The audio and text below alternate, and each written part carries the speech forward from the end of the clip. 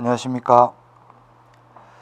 자, 우리 이번에 하실 내용은 이제 우리 교재 431페이지 지방자치단체의 사무예요. 그리고 이제 기능 배분인데, 여기 이제 지방자치를 하게 되면 그 국가사무가 무엇인지 또 지방자치단체의 사무가 무엇인지에 관한 일종의 이제 기능 배분, 사무 배분이 필요하거든요.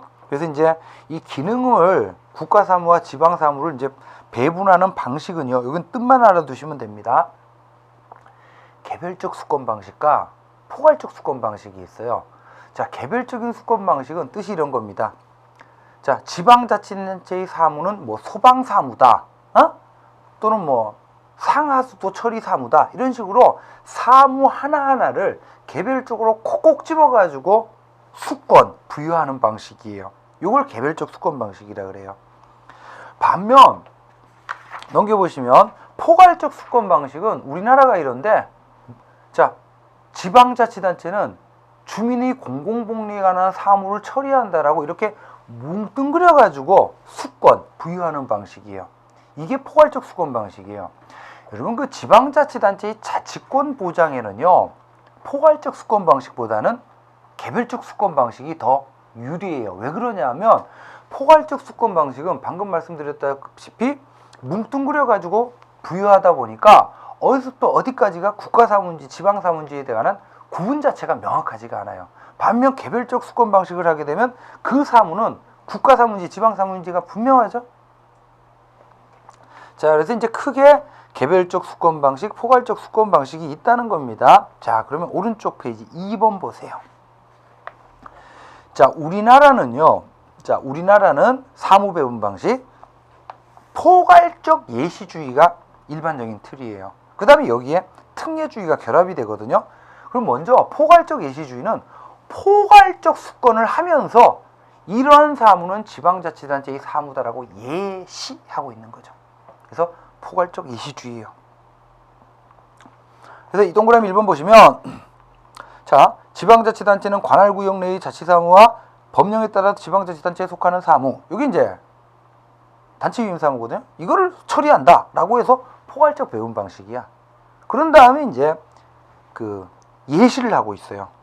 그래서 우리나라는 기본적으로는 포괄적 예시주의다, 이렇게 기억을 하시고 넘겨보세요. 자, 이런 포괄적 예시주의라는 일반적인 틀 속에서 특례주의가 결합이 되고 있어요. 그래서 434페이지 보시면 특례주의는 두 가지예요. 자치구 특례가 있고 인구 50만 이상의 특례가 있거든요. 자치구는요, 이 기초지방자치단체인데 일반 시구는 이제 하나의 생활권을 단위로 해서 이제 만들어진 지방자치단체인데, 이 자치구는 이 자대구 인위적으로 획정을 한 기초자치단체거든요. 그러다 보니까 오히려 이제 서울시라고 하는 대도시 행정의 효율성을 떨어뜨리죠. 그래서 이 지방자치법에서도 일반 시군보다 자치구의 자치권을 적게 부여해요. 제한하고 있어요. 이 표현. 자치구의 사무를 일반 시군에 비해서 제한하고 있습니다. 그 다음 이제 인구 50만 이상의 시는요, 큰 시잖아요. 기초긴 한데. 그래서 이제 도가 수행하는 사무를 일정 부분 직접 처리하는 특례. 자, 나머지는 여러분 보시고, 자, 그 다음에 기능 배분의 원칙 한번 봅시다. 기능 배분의 원칙은요, 그 일본의 기능 배분 원칙이라고 해서, 이거 제목 중심으로 한번 보세요. 동그라미 1번, 행정 책임은 명확하게 해야 된다, 능률적으로 해야 된다. 동그라미 3번, 광역이 있고 기초가 있으면 주민에게 가까운 기초자치단체에게 우선적으로 배분하라, 줄쳐두시고. 그 다음에 이제 기초자치단체 우선의 원칙하고 비슷한 개념인데, 현지성 원칙. 주민에게 가까운 현지에다가 우선적으로 배분하라는 거고, 표에서 오른쪽 종합성 원칙. 자, 지방에다가 사무를 부여할 때는요, 국가의 특별지방행정기관을 설치해서 사무를 수행하지 말고 그 지역의 행정을 종합적으로 처리하는 종합적, 이게 바로 보통지방자치단체죠. 여기다가 주라는 게 종합성 원칙이고, 뭐 경제성 원칙이야 당연한 거고요. 자, 최근에 강조되는 원칙으로 표 바로 밑에 보충성 원칙 체크하세요. 보충성 원칙 동그라미 하시고, 보충성 원칙은요, 소극적으로 이런 뜻입니다. 기초가 잘할 수 있는 거를 광역이 개입하면 안 돼요. 또 광역이 잘할 수 있는 거를 국가가 하면 안 된다는 뜻이야. 그러면 광역이나 국가는 보충적으로, 최후적으로 하다 못하는 거에 대해서 최후적으로 개입을 해야 된다라는 게, 그래서 소극적인 의미로는 줄쳐요. 기초정부가 잘할 수 있는 업무를 상급정부가 처리하면 된다, 안 된다? 안 된다는 의미입니다. 자, 그래서 이제 우리나라에 보시면요, 오른쪽 페이지 이제 지방자치법에 비경합성 원칙, 기초자치단체 우선의 원칙이 규정이 되어 있고요. 지방분권 촉진 및 이제 행정체제 개편에 관한 특별법에서 이제 비중복성 원칙 뭐 이런 것들, 그리고 세 번째 급 보충성 원칙도 규정되어 있습니다. 알아두시고요. 자, 그다음 이제 로마자 2번 보시면 이제 지방자치단체의 사무. 자, 요거는 좀 봅시다. 일단 우리나라 지방자치단체가 수행하는 사무는 동그라미 1번 일단 세 가지예요. 자치사무, 단체임사무, 기관이임사무. 자, 근데 이미 여러 번 했는데 지방자치법 구조에서는 지방자치단체의 사무다. 그러면 뭐로 국한해요? 자치사무와 법령에 의해서 지방자치단체에게 위임된 사무. 단체한테 위임을 했기 때문에 단체위임사무. 이 두 가지로 국한하고 있죠. 그러면 기관이임사무는요, 국가가 서울시장이라는 집행기관한테 위임해서 처리하는 거거든. 이건 여전히 누구 사무냐면 국가사무예요. 그래서 자, 맨 밑에 줄 동그라미 3번의 맨 밑에 줄 밑에서 세 번째 줄 기관이임 사무는 동그라미 하시고, 자, 기관이임 사무는 지방자치단체의 사무가 아닙니다. 여전히 누구의 사무예요? 마지막 국가나 위임자인 상급지방자치단체의 사무예요. 그러면 단체장은 이 사무를 처리하는 한도 내에서는 어떤 지위를 지녀요? 단체장이 아니고 국가 사무를 위임받아서 처리하는 국가의 하급행정청의 지위. 예를 들자면 이런 거야. 이건 건축허가는요, 건축법상 누구의 사무냐 하면 국토교통부 장관 사무예요. 국가 사무예요.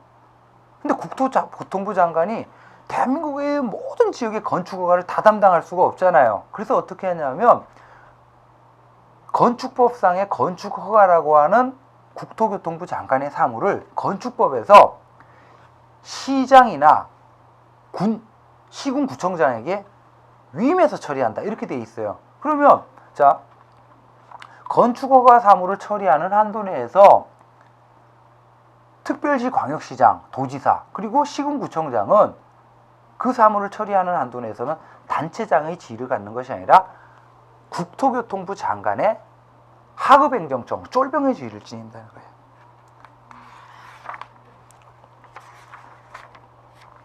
자, 그래서 이제 다음 페이지 보시면요, 이제 표에 보시면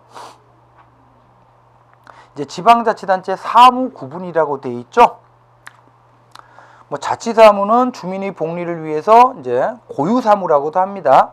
그 다음에 단체위임사무는 법령에 의해서 누구한테 위임한 거예요?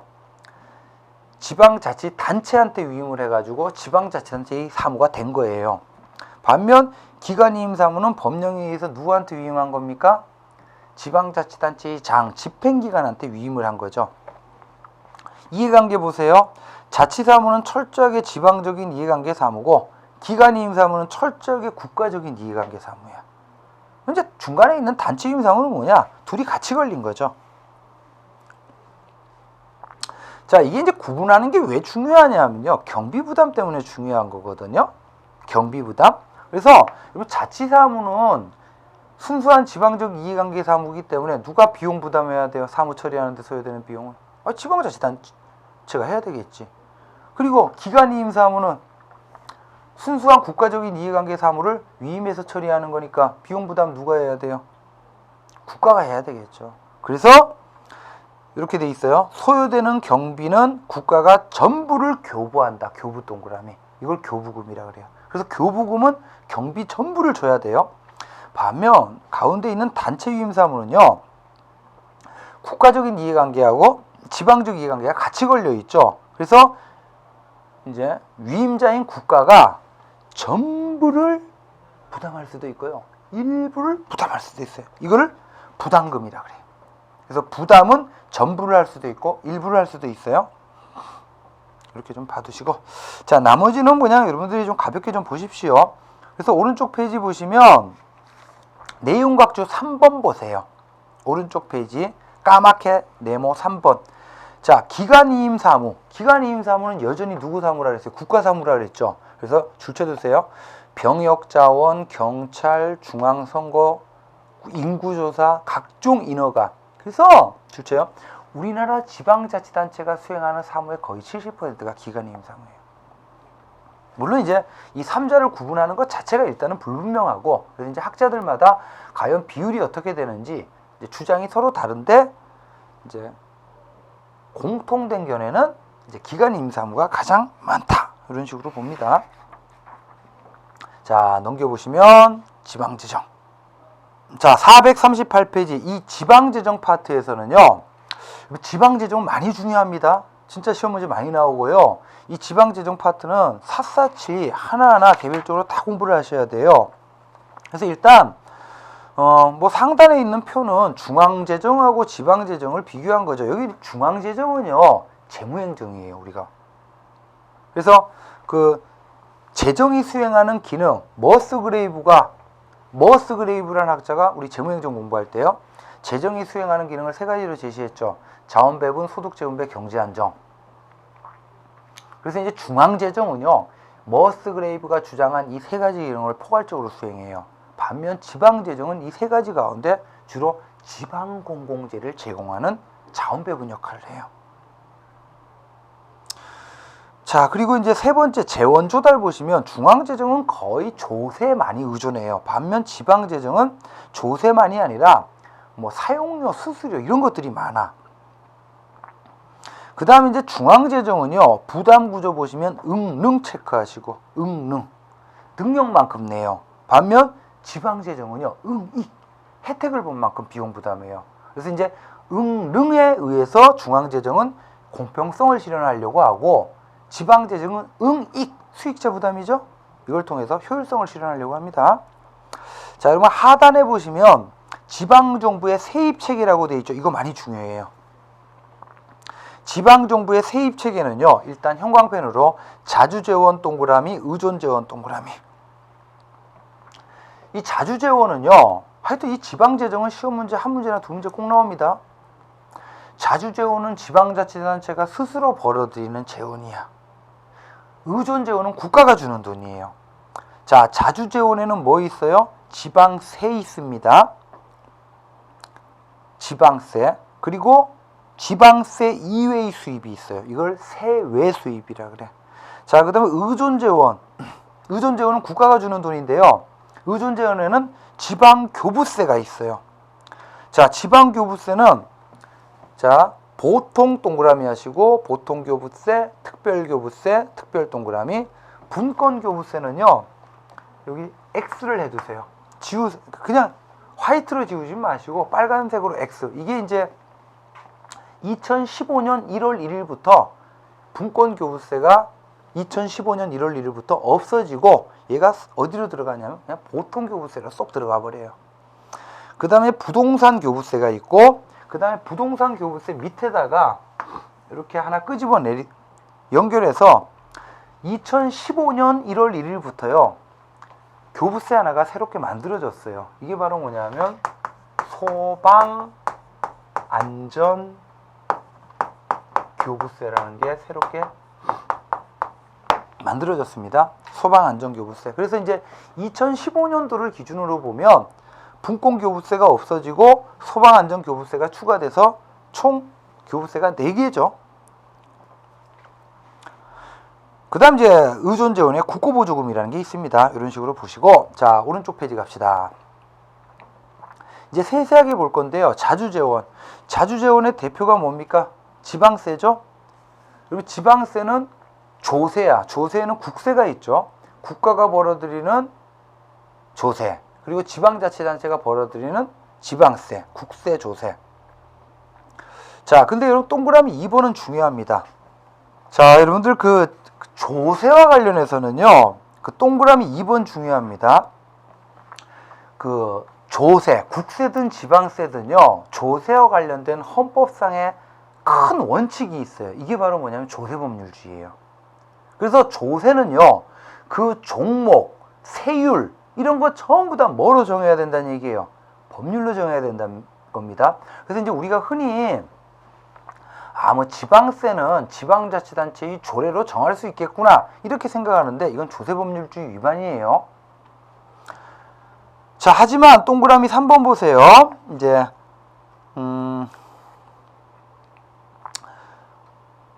일단 조세법률주의에 근거해서요, 지방세법에서 지방세에 관해서 다 정해요.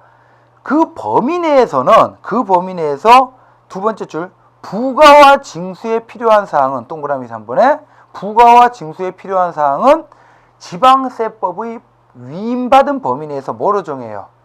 조례 동그라미, 조례로 정합니다. 자, 그 다음에 이제 지방세의 원칙이라고 해서 이건 다 암기를 하셔야 돼요. 충분성 원칙, 그 다음에 보편성 원칙. 이 보편성은 균형성, 지역 간에 편제가 발생하면 안 된다는 얘기예요. 그 다음에 정착성 원칙, 세금을 걷는 세원이 왔다 갔다 하면 안 돼요. 그래서 이제 정착성 원칙을 부합하는 대표적인 세원이 재산이 있죠. 토지나 주택. 토지나 주택이 왔다 갔다 하는 게 아니잖아요.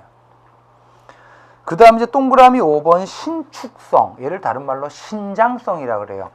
사회경제가 발달하면 그에 따라서 지방세도 신장. 자, 그 다음 이제 주민 부담 측면에서 보면 부담 분임이 있고, 분임 동그라미. 그 다음에 동그라미 3번에 부담 보편이라는 게 있어요. 그래서 부담 분임은요, 분임 동그라미. 자, 뜻이 중요합니다. 최대한 그 지역에 살고 있는 주민들에게, 최대한 많은 수의 주민들에게 부담시키라는 거예요. 단돈 5,000원이라도 최대한 많은 수의 주민들에게 부담을 시키라는 게 부담 분임이에요.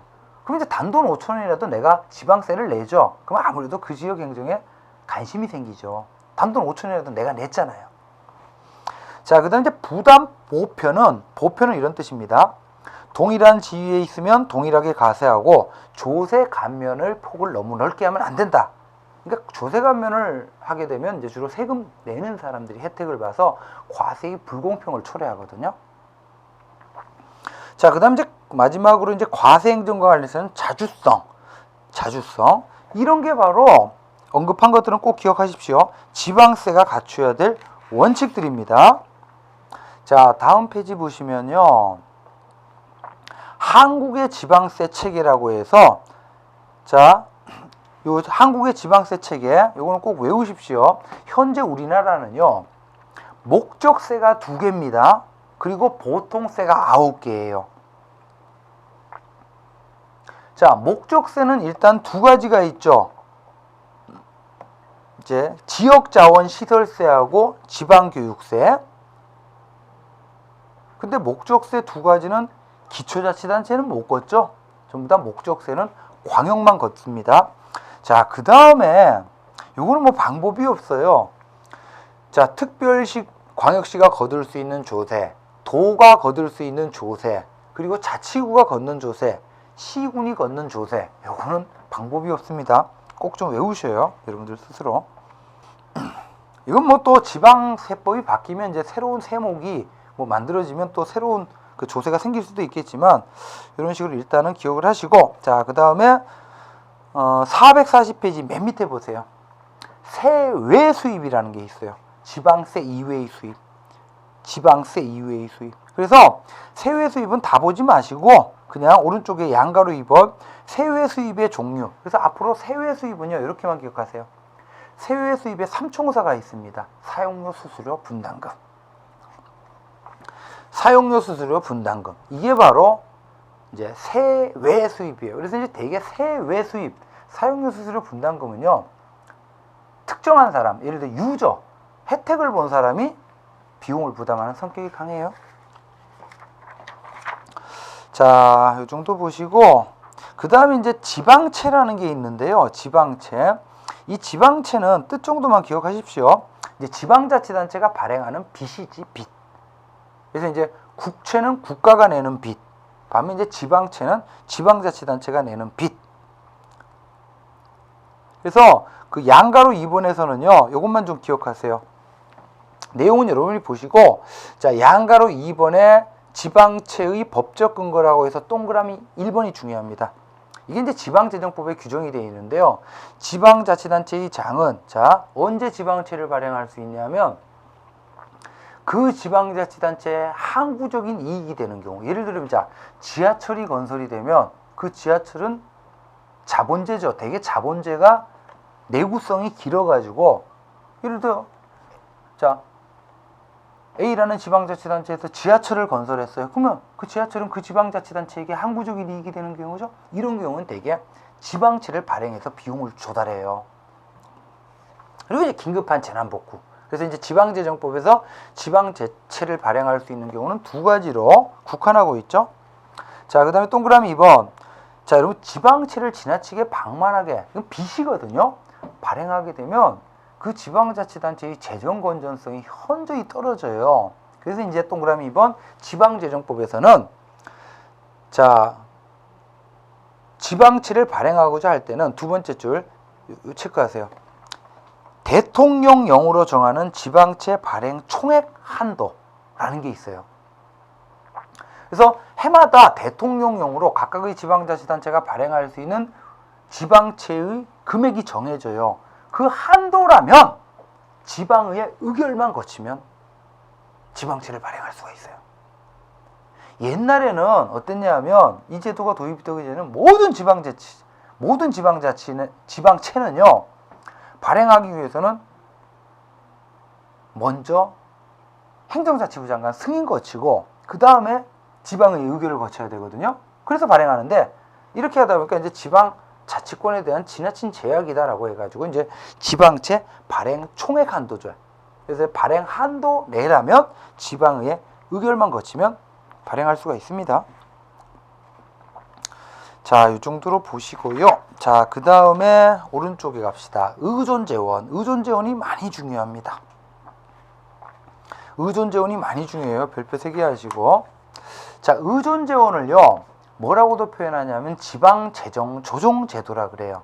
예를 들어, 자, 앞서 봤던 자주재원에 근거해서 각각의 지방자치단체가 수입을 거둬들이다 보면요, 예를 들어 A라고, 뭐 서울시는 재정이 풍부해. 다시 자주재원이라는 게 각각의 지방자치단체가 스스로 벌어들이는 수입이잖아요. 그래서 자주재원에 근거해서 지방세 수입을 거둬들이다 보면 서울시는 막 재정이 풍부해요. 반면 강원도는 재정이 빈약해. 이렇게 지역 간에 뭐가 생겨요? 재정 불균형이 생겨요. 이거를 국가가 중앙에서 어떻게 해요? 조정을 해주는 거예요. 그래서 지방재정조정제도라고도 합니다.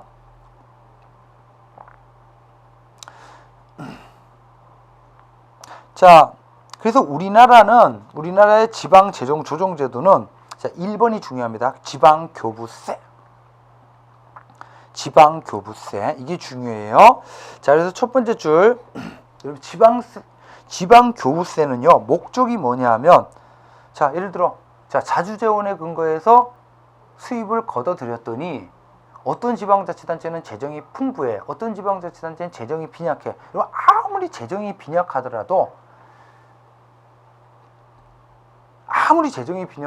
기본 행정을 하는데 필요한 최소한의 재원은 보장해줘야 되겠죠?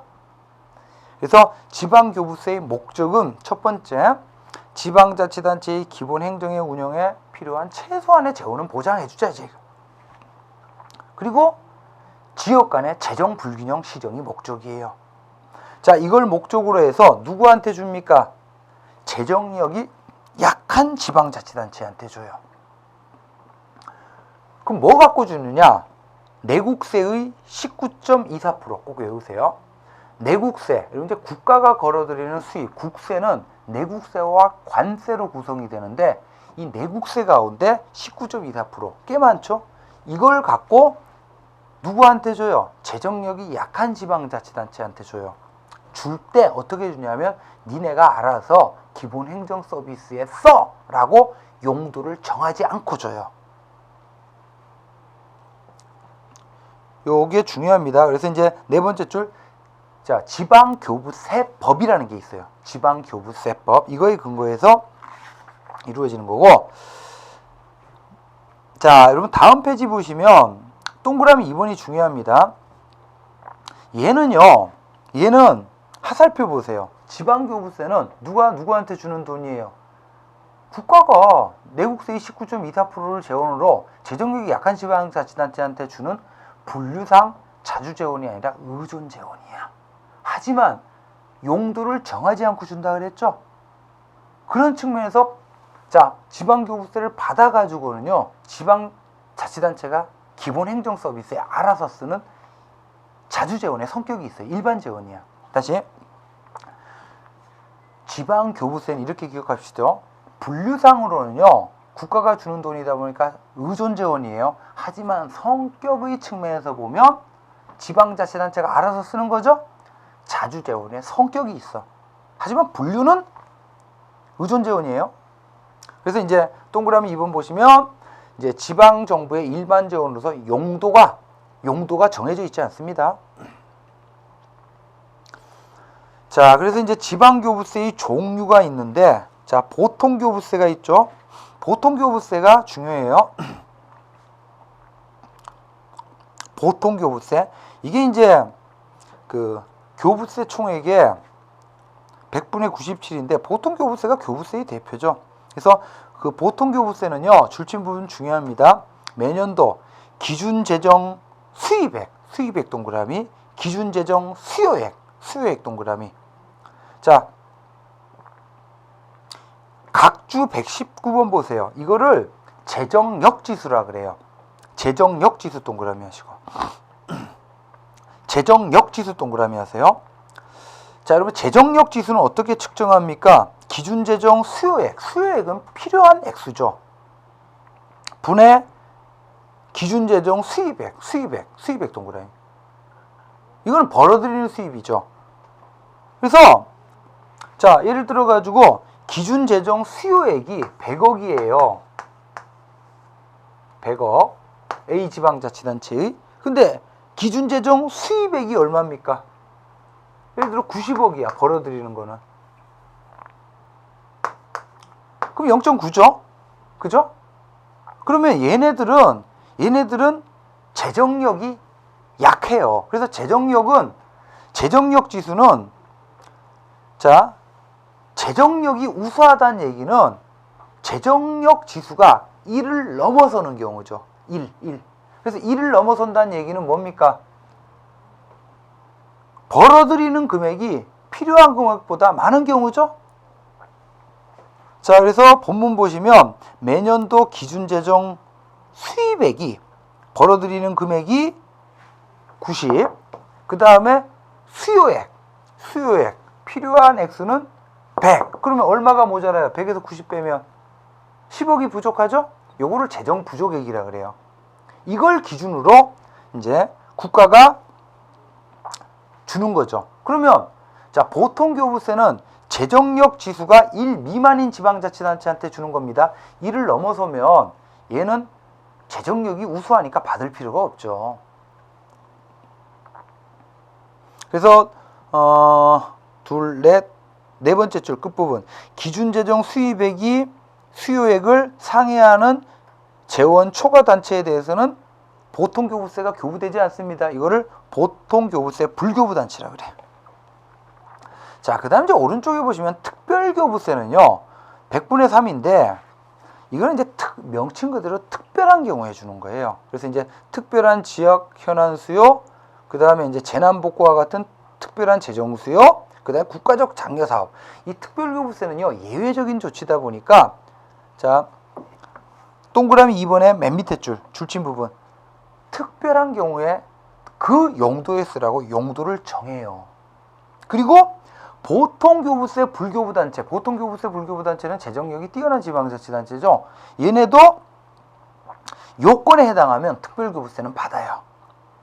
그 다음에 분권교부세는 뭐 2015년도부터 보통교부세 속에 쏙 들어간 거고, 그 다음 부동산교부세라는 게 있다는 건 알아두시고, 그 다음에 4번 밑에 동그라미 5번에서